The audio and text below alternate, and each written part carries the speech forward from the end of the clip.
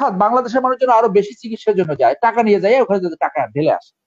এই তারপর কি বললো একটা নীল তারপর কি করলো, এইটাই বাংলাদেশের স্বার্থে উন্নতিটা কি হলো, আমি তো সেটা বুঝি না। আমি তো একটা চুক্তি পেলাম না যে বাংলাদেশের স্বার্থ এখানে সংরক্ষিত হয়েছে। ইউরোপে তো কারো ডমিনেন্স নাই, কোনো বিগ ব্রাদারলি অ্যাটিটিউড নাই, কোনো এক্সপ্লয়েটিভ ফরেন পলিসি নাই। এখানে ইন্ডিয়া তো এক্সপ্লয়েট করছে। ইন্ডিয়া চেয়েছিল বাংলাদেশে এইরকম একটা সরকার থাকবে যারা ক্ষমতায় থাকার জন্য তাদের উপর ডিপেন্ডেন্ট হবে এবং তারা এই দেশকে লুটপাট করবে। তো এইখানে যদি অ্যাটাক করতে চায়, ধুতি ফেলাইয়া পালাইতে হবে। ধুতি থাকবে না তাদের। সো দে নো ইট। তারা চেয়েছিল এখানে রেজিম ক্ষমতায় থাকার জন্য তাদের উপর ডিপেন্ডেন্ট হবে এবং তারা বাংলাদেশকে এক্সপ্লয়েট করবে। What they are doing now, এখানে যে যা খুশি তাই করতে পারে। আপনার আপনার জঙ্গলেও কিন্তু একটা সিংহ একটাকে ধরে খাবারের জন্য, সবাইকে অ্যাটাক করে না। সেখানেও এক ধরনের ন্যায্যতা আছে। এই বাংলাদেশে সেই ন্যায্যতা নাই। এখানে বাংলাদেশের স্বার্থ কিভাবে রক্ষিত হলো? আমাদের জমি ব্যবহার করবে, আশুগঞ্জ বন্দর থেকে তাদের গাড়ি যায়, নামে মাত্র টোল। পোর্ট ব্যবহারের নামে মাত্র টোল। একজন উপদেষ্টা বলে ফেললেন যে ইন্ডিয়ার কাছে এই টোল চাওয়া এক ধরনের অসহযোগিতা, অভদ্রতা। তো এই যে একটা প্রদলহনকারী একটা গ্রুপ সৃষ্টি হয়েছে যারা বাংলাদেশের স্বার্থের আগে ইন্ডিয়ার স্বার্থ দেখে, তারা এখানে কোনো সমস্যা খুঁজে পায় না। তো আমার যতটুকু মনে পড়ে, আমি তো কোথাও দেখিনি যে কোনো একটা চুক্তির মাধ্যমে বাংলাদেশের স্বার্থ সমুন্নত রাখা হয়েছে। দুইটি স্বাধীন দেশের ভিতরে যেরকম চুক্তি হয় সেরকম একটা চুক্তি হয়েছে। আচ্ছা, এই আদানির সাথে একটা চুক্তি হলো, এই চুক্তিটা কেন হবে? বাংলাদেশে এখন এই সেদিন সংবাদ সম্মেলন করে একটা সংস্থা বলল যে বাংলাদেশে এই মুহূর্তে বিদ্যুৎ উৎপাদন ক্ষমতা 28,000 মেগাওয়াট। বাংলাদেশে পিক টাইম এখন ডিমান্ড হচ্ছে 18,000 মেগাওয়াট।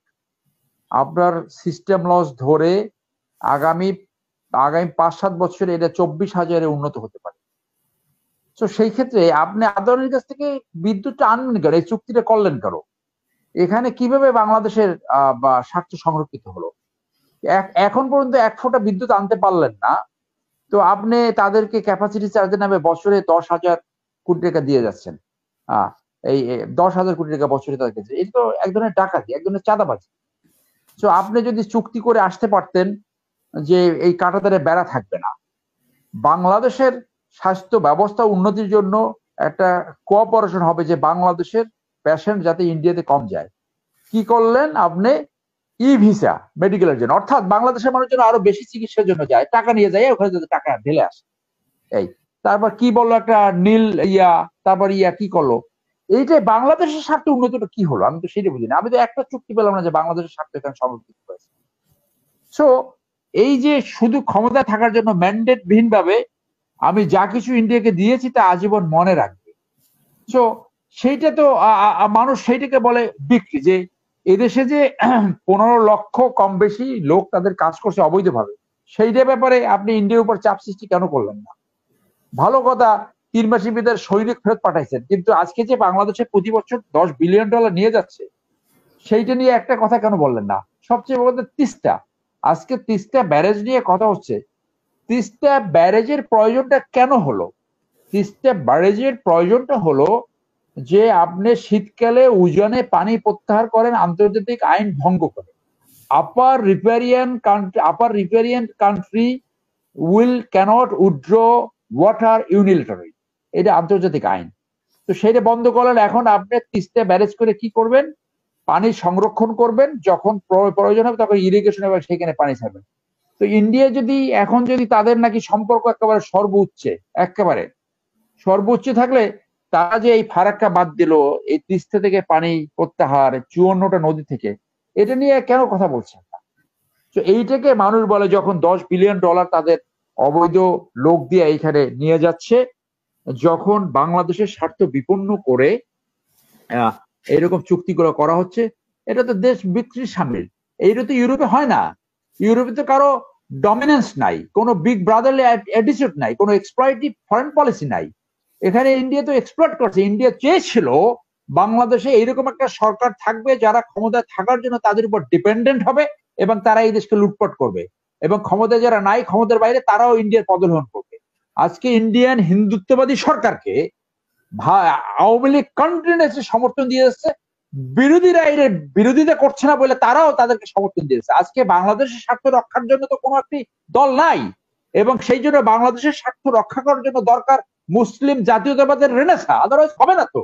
কারণ সব দল এখন ইন্ডিয়ান পদলেহনকারী, সব দল, যারা ক্ষমতায় আছে এবং যারা ক্ষমতায় নাই, সব আজকে প্যালেস্টাইনের বিরুদ্ধে একটা স্টেটমেন্ট দিতে পারে না, তারা রাজনীতি করে। কাশ্মীরের পক্ষে একটা স্টেটমেন্ট দিতে পারে না, মুসলমান নির্যাতনের পক্ষে স্টেটমেন্ট দিতে পারে না, তারা বড় বড় রাজনীতি ফুটায়। তো সেই জন্য আমি বলি যে এই যে চুক্তিগুলো করছে, আমি খুশি হব যদি কেউ আমাকে একটু দেখাইতে পারে যে বাংলাদেশের স্বার্থ এই 120টা সমঝোতার স্মারক এবং চুক্তির মাধ্যমে বাংলাদেশের কোন স্বার্থটা as a sovereign state, as a sovereign and free state হিসেবে at par, মানে একই অবস্থানে দাঁড়িয়ে চুক্তি করতে পেরেছে, সেইটা একটু আমাকে যদি কেউ বুঝাতে পারে তাহলে আমি খুব খুশি হব। এখন আসলে আপনি নিরাপত্তা ট্রানজিটের, আজকে উনি ঠিকই বলেছে, ওনার সাথে এগ্রি হয়ে বলি যে আমি কেন নেপালে যেতে পারবো না, বাংলাদেশের ট্রাক কেন নেপালে যেতে পারবে না, বাংলাদেশের ট্রাক কেন ভুটানে যেতে পারবে না, প্রয়োজন কেন পাকিস্তান যেতে পারবে না। বাংলাদেশে আপনার রেল ঢুকে আবার আপনার দেশে যাবে, একই সাথে এই চুক্তিগুলো হওয়া উচিত ছিল, হয়নি কেন? এখানে তো নিরাপত্তার সংশয় রয়েছে। আজকে যদি আপনি এইখানে মনে করেন আপনার ট্রেনে আপনার গুডস যাবে, অস্ত্র যাবে, যা খুশি যাবে, এখানে তারা একটা ঘটনা ঘটাইয়া প্রথম হয়তো একটা ফাঁড়ি বসালো, একটা ছোট আউটপোস্ট বসাবে, পরে ক্যান্টনমেন্ট বসাবে, আপনার বাধা দেওয়ার শক্তি তখন থাকবে? আপনি কিভাবে বাধা দিবেন বলেন? তো সেইখানে আমি বলি যে ইন্ডিয়ান থিওরিটা হচ্ছে, আমি যতটুকু বুঝি, আমি ঢাকা বিশ্ববিদ্যালয় আন্তর্জাতিক সম্পর্কের ছাত্র, beside being a barrister and former military officer. তো আমি যতটুকু বুঝি তারা ফিজিক্যালি এনেক্স করবে না, তারা যা চেয়েছিল সেইটা 100% তারা অর্জন করছে। দুধ যদি ফ্রি পাওয়া যায় তাহলে গরু পালন দরকার নাই। বাংলাদেশে এই 20 কোটি মুসলমান নিয়ে তারা এই ধরনের আশঙ্কায় পড়বে না যে এইদের যদি তারা ফিজিক্যালি এনেক্স করে তাহলে অরিজিনাল বাংলাদেশ 47 সালে 1947-এ যে বাংলাদেশে এই অঞ্চলের জনগণকে যে ডিসক্রিমিনেশন করা হয়েছে ছোট্ট একটি জমি দিয়ে, সেইটা কারেকশনের একটা সুযোগ সৃষ্টি হতে পারে। ইফ ইউ এনেক্স বাংলাদেশ, তাহলে অরিজিনাল বাংলাদেশ, বাংলা, বিহার, উড়িষ্যা, 7 সিস্টার সহ বাংলাদেশ সৃষ্টি হওয়ার একটা সম্ভাবনা সৃষ্টি হতে পারে। তারা এইটা কিন্তু ক্যালকুলেশন নেবে। আজকে লাহোর রেজলিউশন হলো একাধিক মুসলিম স্টেটস, আপনি একটা মুসলিম স্টেট করলেন, পশ্চিম পাকিস্তানে অল্প একটু জমি দিলেন, আর আমাদের এই ডিম রাখার মতো একটা জায়গা দিলেন। এই জায়গা দিয়ে এখন আপনি একটা হেজিমনিক একটা অ্যাপ্রোচ ইয়ে করছেন। সেই জন্য আমি বলি যে Indian foreign policy is totally wrong. Now you come to the security concept, যে কালকে একটা আলোচনায় এক ভদ্রলোক, মিলিটারি ব্যাকগ্রাউন্ড না, স্বাভাবিক তারা যেভাবে বোঝে, ইন্ডিয়া নাকি চাইলে বাংলাদেশে হাফ এন আওয়ারের ভিতরে দখল করতে পারে। This is the foolish idea. আমার ব্রাদার শহীদুল সাহেব বলল তারা দখল করতে পারে। I can give you challenge, I am infantry officer, India will never dare to attack Bangladesh. India কখনই এই সাহস করবে না বাংলাদেশকে ফিজিক্যালি আক্রমণ করার জন্য। কেন? তাদের পাকিস্তান বর্ডারে তাদের কয়েক ডিভিশন সৈন্য সেখানে ডিপ্লয় থাকতে হয়, লাদাখ বর্ডারে তাদের সৈন্য ডিপ্লয় থাকতে হয়। তারা কথার কথা হাইপোথেটিক্যালি যদি আপনি ডিবেট সেক বলেন যে তারা বাংলাদেশকে অ্যাটাক করবে, কোন দিক থেকে করবে? বাংলাদেশে এখন 10 ডিভিশন আমাদের রয়েছে। অ্যাটাক করতে হইলে একটা ডিভিশনের এগেইনস্টে 3 ডিভিশন সৈন্য লাগে, মানে 3 গুণ বেশি অ্যাটাকিং ট্রুপস লাগে। ইন্ডিয়ার এই সক্ষমতা নাই বাংলাদেশকে 3 গুণ শক্তি নিয়ে অ্যাটাক করতে। বাংলাদেশের ডিফেন্স পলিসি কি? যে এখানে যদি কোনো অ্যাগ্রেসর অ্যাটাক করে তাহলে প্রথম বর্ডার ফোর্স তাদেরকে 6 ঘন্টা অধিক তাদেরকে প্রতিরোধ করবে। This is very much possible. একটা অবস্টাকল করলেই সেখানে থেমে যায়। কিয়েভ দখল করার জন্য রাশিয়া বলছিল 24 ঘন্টার ভিতরে কিন্তু তারা কিয়েভ দখল করবে। 24 ঘন্টা 24 মাসে পেরেছে।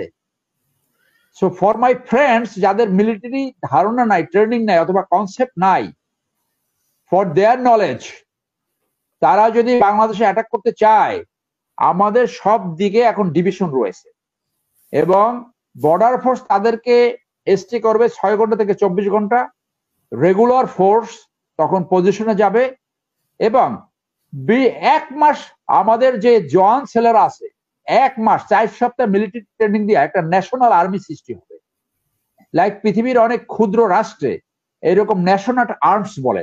তালুকদার মনিরুজ্জামান এই ব্যাপারে একটা পেপার লিখে গেছে, একটা বই লিখে গেছে, security of a small state, সেই বইতে সে লিখে গেছে।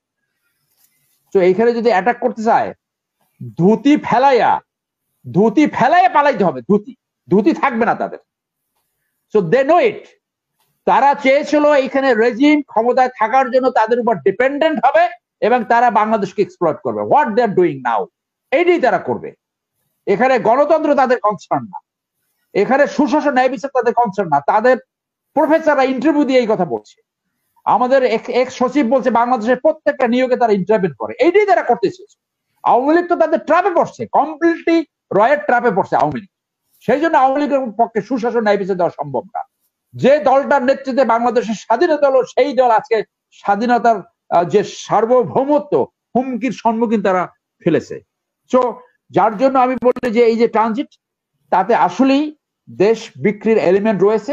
উনি যা ব্যাখ্যা দেব, খালেদা জিয়া যদি না করে থাকে, বাধা দিয়ে থাকে, তো আপনি চুক্তিটা তো করলেন, এখন খালেদা জির উপর আপনি ব্লেম গেম কেন করতেছেন? কারণ ব্লেম গেম হইলো একটা অপরাজনীতির একটা বড় অংশ, দায়িত্ব না নিয়ে। তো এই ব্লেম গেম এটা মানুষ বোঝে, এইসব ব্লেম গেম মানুষ করে না। তো আবার একটু ওই দুর্নীতির জায়গায় আসি, যে আজকে দুর্নীতিতে এখানে আমার একটু প্রশ্ন আছে। মানে ভারতের নির্বাচনের পরপরই কেন এই ট্রানজিটের সমঝোতাটা করতে হলো? মানে এটি কি সেইটাই দিই আমরা তো আগে ছিল কিনা, আগে থেকে কোনো অঙ্গীকার ছিল কিনা? আপনি শপথ অনুষ্ঠানে গেলেন, আবার 15 দিনের মাথায় গেলেন, এইটা তো মানুষের কাছে একটা প্রশ্ন। এইটা তো আমরা ওইরকম পেপার পত্রিকায় দেখি না যে এখানে কোনো শিডিউল স্টেটমেন্ট ছিল, যে আবার চুক্তি করে আপনি বাংলাদেশের পক্ষে কি আনলেন, এইটা তো আমি জানতে চাই। যারা বোদ্ধা, যারা বেশি বোঝে আমার চেয়া, আমি একটু তাদের কাছে একটু এডুকেট হতে চাই যে আসলে বাংলাদেশের স্বার্থটা এখানে দুইটা স্বাধীন দেশের হলে দুই দেশ একটা উইন উইন সিচুয়েশন থাকে। বাংলাদেশের উইন উইন সিচুয়েশনটা কি সেটা একটু বুঝতে চাই। তো এখন আসে একটু ওই দুর্নীতির ওইখানে আসে, যে এই দুর্নীতিতে যারা ধরছেন এখন পর্যন্ত যারা আছে এর ভিতরে কিন্তু একজনও দুর্নীতিবাজ পলিটিশিয়ান নাই। আপনার লাস্ট ইলেকশনে হলফনামায় দেখা গেছে একজন পলিটিশিয়ানের সম্পত্তি বাড়ছে 2,64,000 কোটি। এমন কোন মন্ত্রী এমপি নাই যাদের 200 গুণ থেকে 2,000 3,000 গুণ সম্পত্তি বাড়ে নাই। তো একটা চোর ধরেন নাই কেন? এই যে প্রধানমন্ত্রী যে বলছে যে আমি ছাড়া সবাই কি কেনা যায়, তো যারা রাজনীতি নামে রাষ্ট্র পরিচালনা করে আপনি যা খুশি তাই করবেন, আর যারা ব্রিলিয়ান্ট, যারা প্রশাসন সহ বিভিন্ন জায়গায় থাকবে, তারা চুরি বোঝে না। এইটা হলো একটা দিক। আর একটা দিক হচ্ছে আপনি তাদেরকে চুরি করতে দিবেন আপনার কাজটা আদায় করার জন্য, যে তুমি চুরি করো কিন্তু আমাকে তোমার ক্ষমতায় রাখতে হবে। এইগুলো হলো অপরাজনীতি, লুটেরা তন্ত্র রাজনীতি, দুর্বৃত্তায়িত রাজনীতি। আজকে যা কিছু হয়েছে এটা দুর্বৃত্তায়িত রাজনীতি। রাষ্ট্রের সমস্ত রীতি নীতি কালা কানুন ভেঙে পড়েছে। আপনি প্রগতিশীল মানে একদম ফ্রম দ্য টাইম ইমেমোরিয়াল এরকম একটা রাষ্ট্র পাবেন না। জঙ্গলেও একটা রুল থাকে, ফেইল্ড স্টেটও একটা রুল থাকে, সেই রুল বাংলাদেশে এখন নাই। এখানে যে যা খুশি তাই করতে পারে। আপনার জঙ্গলেও কিন্তু একটা সিংহ একটাকে ধরে খাবারের জন্য, সবাইকে অ্যাটাক করে না। সেখানেও এক ধরনের ন্যায্যতা আছে। এই বাংলাদেশে সেই ন্যায্যতা নাই।